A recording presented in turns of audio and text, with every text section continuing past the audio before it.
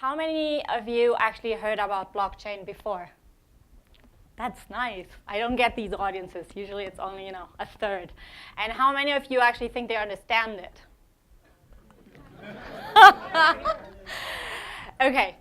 So I'm not going to ask you to explain it, but so blockchain today will be more about the intuition and the potential it has than actually you understanding the details of it.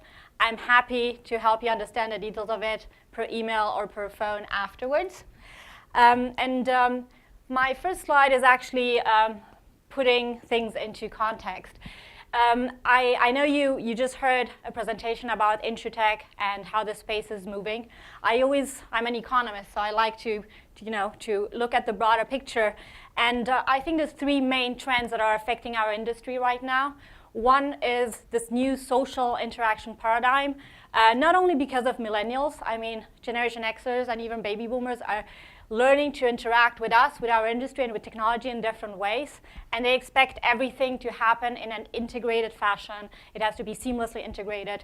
I need to be able to start on my phone while I'm driving with my Bluetooth and calling someone, and then using my mobile app. And it has to be at the, synchronized in real time, and going to my laptop and at home. And I want every medium to be seamlessly integrated, and I want that technology in real time actually understanding what I'm doing and how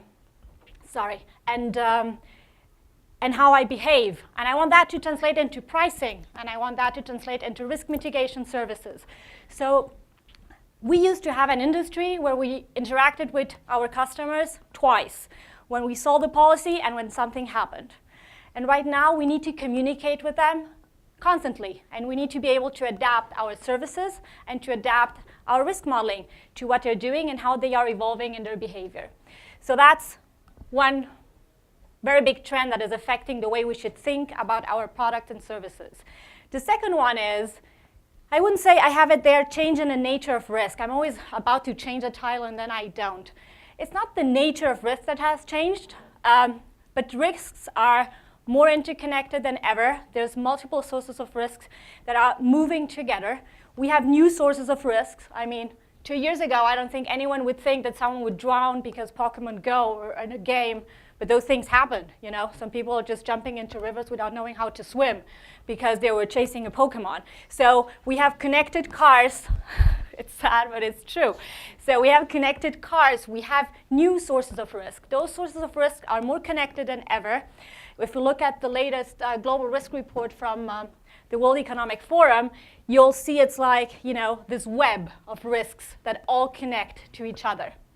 But the good news is we have better ways of measuring them, and that changes the way we should think about risk, and we should actually insure risk.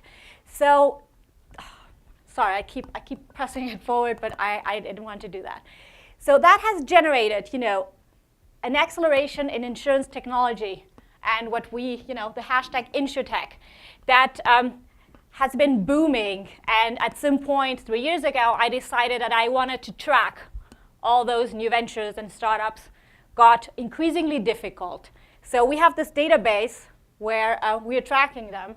And this slide, which I put together on my own and took a lot of time to find those logos and put them there, is part of our database where we're tracking these startups.